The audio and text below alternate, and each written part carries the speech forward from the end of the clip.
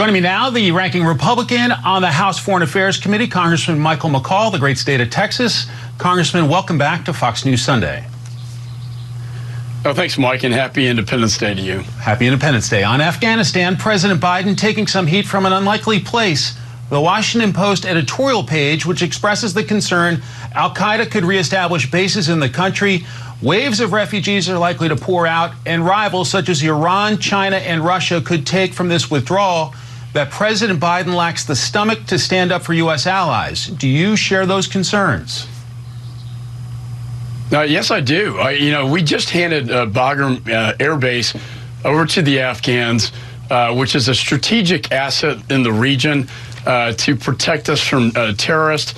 It counters Russia, China, and Iran in the region. Now that's been turned over to the Afghans. When you look at the IC assessment, that'd be the intelligence community's assessment, some reporting that within 6 months, the Taliban could completely take over the country, including Bagram Air Base. It's quite frightening, and they have gone on quite an offensive right now in the more rural areas, and they're poised to take over provincial capitals once our troops are finally out of there. It looks like within a month will be completely withdrawn. My criticism, we can debate how long to stay there, but my criticism is the lack of planning and preparation for this. If you fail to plan, you plan to fail. And I worry also, when I met with President Ghani last week, Mike, they talked about his team about this is going to be the year of the jihad. What do they mean by that? It means all the young males in Pakistan at the madrasas are poised with the Taliban to pour over into Afghanistan. And you're going to see a major civil war take place. And I don't think at the end of the day it's going to look pretty. At the end of the day, I worry about the embassy first and foremost. Sure. Bloomberg reported Friday a plan is still in flux to expedite immigration visas. You've emphasized the importance of moving quickly. Are you satisfied there's a plan to evacuate the thousands of Afghan interpreters and their families who have risked their lives to help Americans there? Well, look, we made a promise to them. They served with our special forces, these interpreters. We told them we'd take care of them, and we can't turn our backs and leave them to die. They will be slaughtered by the Taliban. They're targeted by the Taliban. We have to get them out of there. There are about 9,000 of them. And I've been really pleading with the administration to come up with a plan. They just haven't prepared for this at all.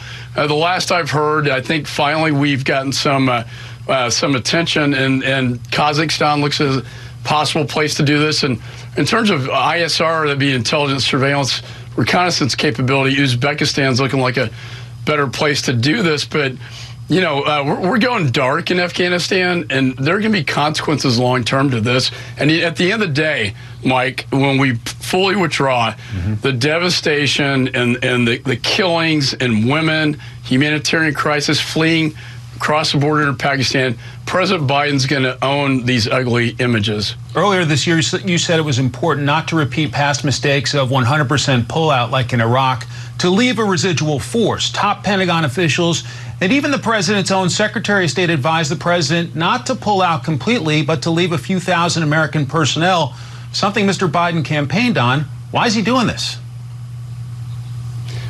I think it's political. It's just all boils down to politics. If you talk to anybody in the national security realm or in the Defense Department, and you mentioned Secretary Austin, the head of the DOD. Nobody thought this was a good idea. A residual force of 2,500 troops is not a whole lot of a footprint compared to where we have troops elsewhere to provide stability in the region. And I'm concerned with this complete decision to pull out, that it's not going to have a good ending to it. And I look at the embassy itself. We're going to have 600 people, DOD and other personnel. I'm from Texas, the Alamo. We had 250 Texans, 5,000 Mexicans. Didn't end up so well there. I think the odds are worse in Afghanistan. Do you worry the United States will be forced to send troops back into Afghanistan, similar to what was done after leaving Iraq 10 years ago? All the top experts I talk to, that's their greatest fear, is that you may be doing this for political purposes, but at some point, our vital interests are ISIS and al-Qaeda, and we are going to give them a safe haven as the Taliban takes over that nation, and that vacuum is going to be filled by terrorists. I'm concerned that we will be going back. To COVID origins in China, what's your level of confidence that the U.S. intelligence community will get to the facts in terms of the origins of COVID-19?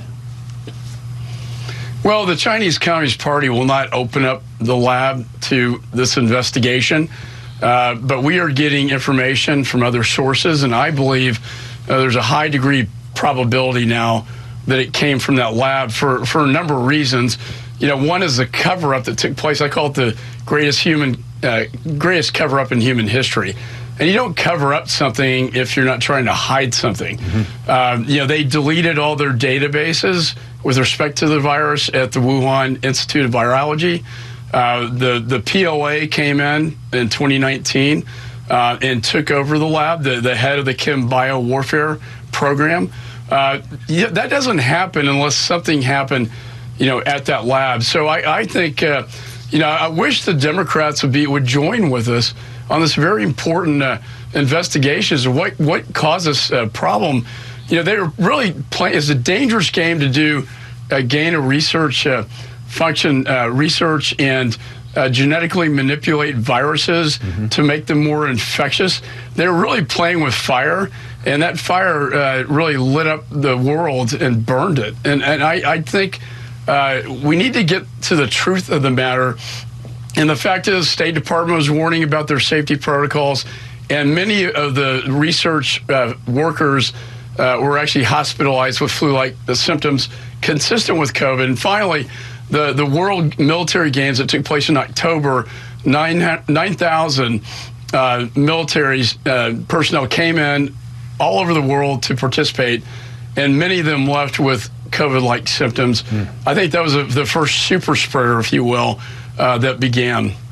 On immigration, a critical issue to your home state of Texas, some critics suggest your governor, Greg Abbott, would do better spending funds on upgrading the electrical grid over using $250 million on restarting the border wall. How do you respond?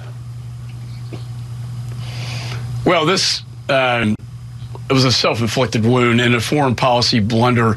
The president, with one stroke of a pen on inaugural day, rescinded the Remain in Mexico agreements, the asylum cooperation agreements with Central America. The Trump administration got this one right. And to undo that with the stroke of a pen, really not knowing what he was doing other than the fact that Trump's name was on it, caused significant damage. When I talk to Border Patrol, there's a direct cause and effect between these foreign policy decisions and what we're seeing now at the border. According to the Secretary of Homeland, the worst in 21 years. And it's really sad to see these young children down there, down at a detention facility, in tears, not knowing where they are without their parents.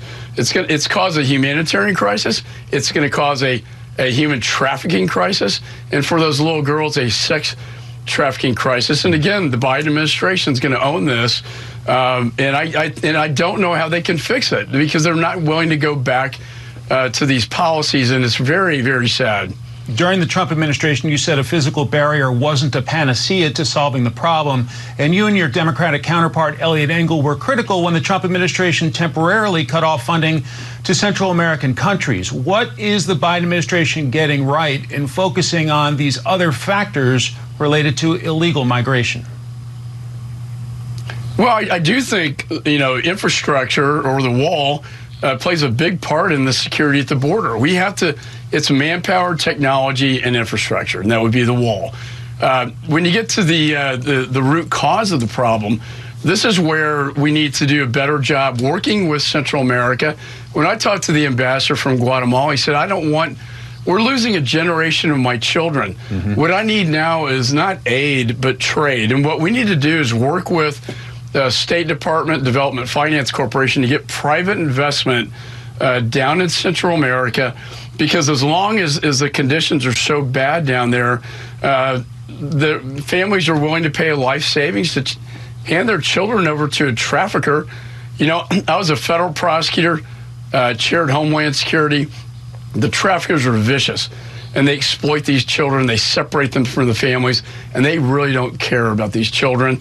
And they bring them over, dump them off across the river, create a diversion, and then the drugs come in another sector, with fentanyls and all sorts of dangerous things that are killing Americans as I speak in the United States.